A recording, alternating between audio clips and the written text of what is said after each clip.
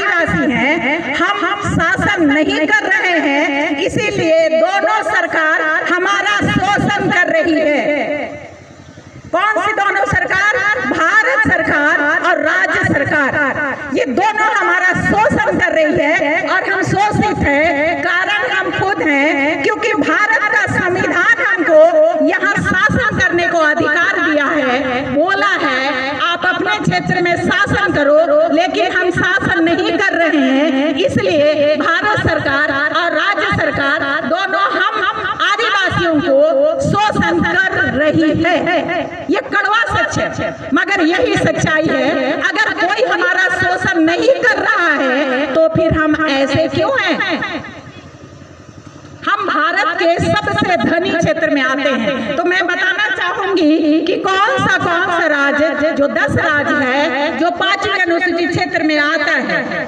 झारखंड, उड़ीसा, छत्तीसगढ़, मध्य प्रदेश, महाराष्ट्र, हिमाचल प्रदेश, राजस्थान, गुजरात, आंध्र और तेलंगाना, ये जो 10 राज्य है ये 5वीं अनुसूचित क्षेत्र में आता है। ये आदिवासी बहुल क्षेत्र है, यहाँ आदिवासियों को शासन करना है, वहाँ राज्य सरकार को और भारत सरकार को नहीं, आदिवासियों को शासन करना है।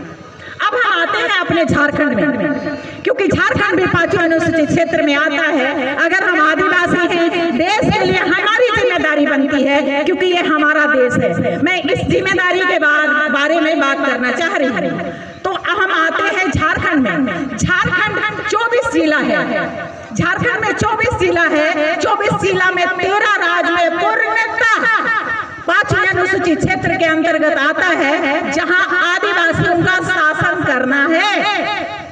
वहां झारखंड सरकार और भारत सरकार शासन नहीं कर सकती है, ये भारत का संविधान कहता है। और भारत के संविधान के अगेंस्ट जो काम करता है वो देशद्रोही है। तो आप पूछेंगे क्या आप झारखंड सरकार को देशद्रोही कहना चाहती हैं? तो जी हाँ, झारखंड सरकार देशद्रोही का काम कर रही है, हम 5वीं अनुसूचित क्षेत्र के लोगों के साथ में। तो ये 13 जिला कौन कौन सा है आप जानते हैं, मगर फिर भी मैं एक बार इसको रिपीट करना चाहूंगी। 24 जिला में से 13 जिला जो है पूर्णतः 5वीं अनुसूचित क्षेत्र में आता है। वो है रांची जिला, गुमला, लातेहार, लोहरदगा, सिमडेगा, पूर्वी सिंहभूम, पश्चिमी सिंहभूम, दुमका, पाकुड़, साहेबगंज, जामताड़ा, खूंटी, सरायकेला, खरसावां। ये 13 राज्य डिस्ट्रिक्ट है, जिला है जो पूर्णतः 5वीं अनुसूचित क्षेत्र में आता है। और 3 जो है गोड्डा, गढ़वा, पलामू, ये आंशिक है।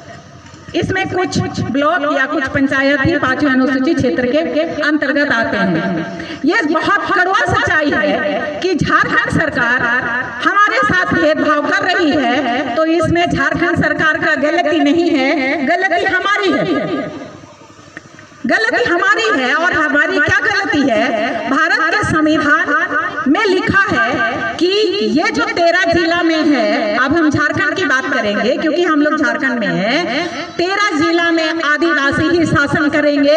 हम लोग सुने हैं बचपन से, न लोकसभा न विधानसभा, सबसे ऊंचा ग्राम सभा।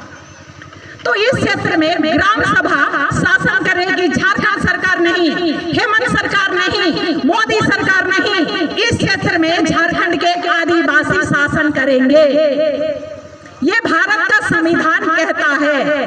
और ये हमारी गलती है कि हम यहाँ शासन नहीं कर रहे हैं, इसीलिए मजबूरन झारखंड सरकार को शासन करते हुए शोषण करना पड़ रहा है।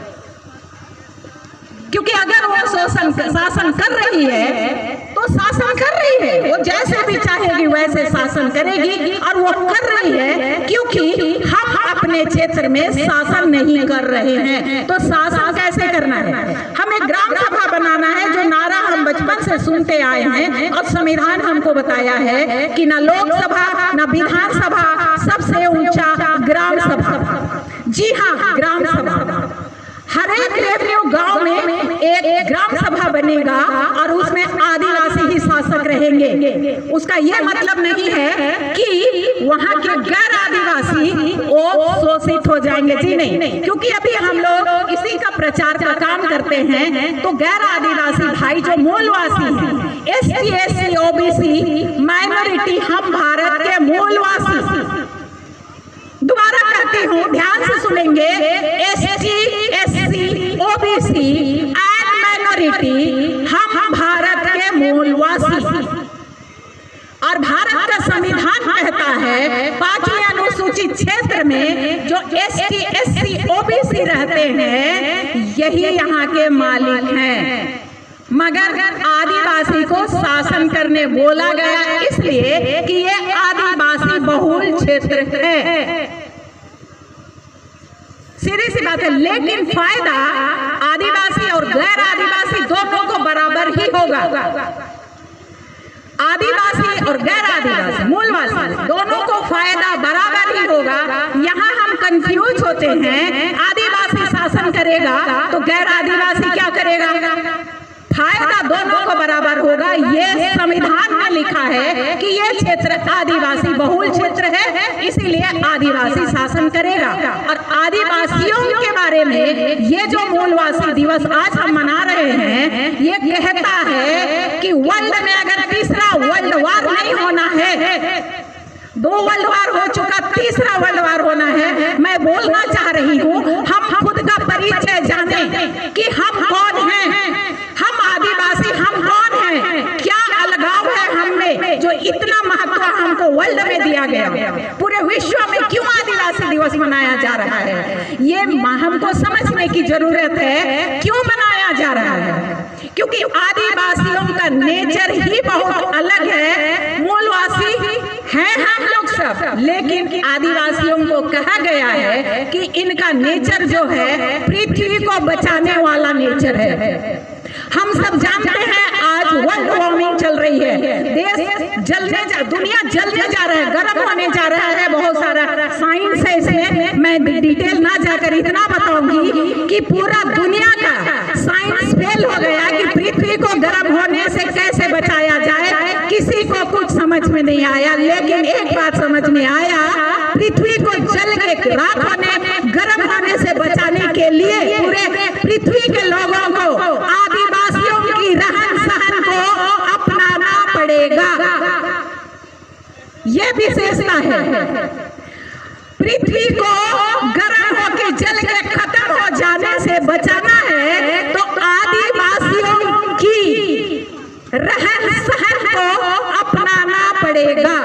और हम और आप यहाँ आदिवासी लोग बैठे हुए हैं, तो कौन सा ऐसा विशेषता है कि पृथ्वी को ये आदिवासी बचा लेंगे?